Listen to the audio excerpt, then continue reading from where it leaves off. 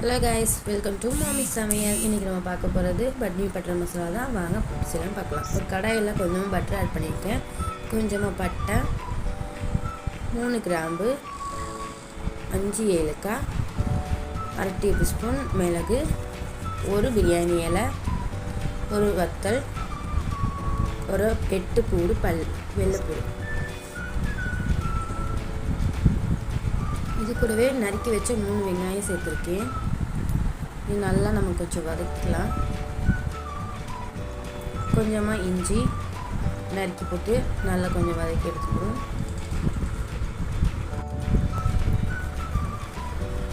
மூணு சின்ன தக்காளி எடுத்து நறுக்கி உள்ள சேர்த்துக்கலாம். 15 முந்திரி பருப்பு சேர்த்து நல்லா கொஞ்சம் வதக்குவோம்.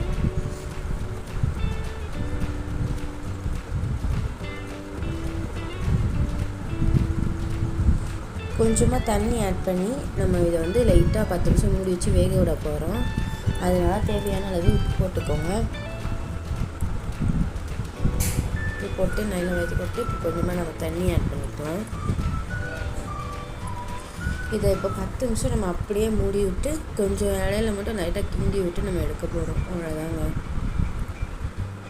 இதை நான் மூடி போட்டுறேன். 10 நிமிஷம் அப்படியே இருக்கட்டும். 10 நிமிஷம் ஆயிடுச்சு. இப்போ பாருங்கள், இந்த அளவுக்கு வெந்துருச்சு.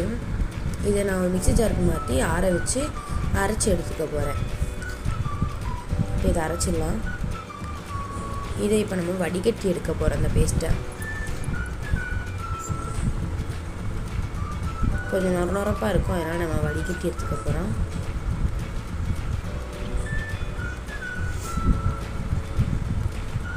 ஒரு கடாயில் கொஞ்சமாக பட்டர் ஆட் பண்ணி வத்தத்தூள் கொஞ்சமாக, மல்லித்தூள் கொஞ்சமாக, ரெண்டுத்தையும் நல்லா கலந்து விட்டுட்டு நம்ம வடிகட்டி வச்ச பேஸ்ட்டை உள்ளே சேர்த்துக்கலாம். அதை ஒரு 2-3 நிமிஷத்துக்கு நல்லா நம்ம கிளறி விட்டுட்டு நம்ம எவ்வளோ தேவையோ அவ்வளோ பன்னீரை உள்ளே ஆட் பண்ணிக்கலாம். நான் இவ்வளோ எடுத்துருக்கேன். எங்கள் வீட்டில் பன்னீர்னால் ரொம்ப பிடிக்கும். ஸோ பன்னீர் நிறையா எடுத்து நான் உள்ளே சேர்த்துட்டேன். இது ஒரு 3 நிமிஷத்துக்கு நம்ம அப்படியே மூடி வச்சு விட்டுடலாம். அவ்வளோதாங்க, பன்னீர் ரெசிபி ரெடி ஆகிடுச்சு.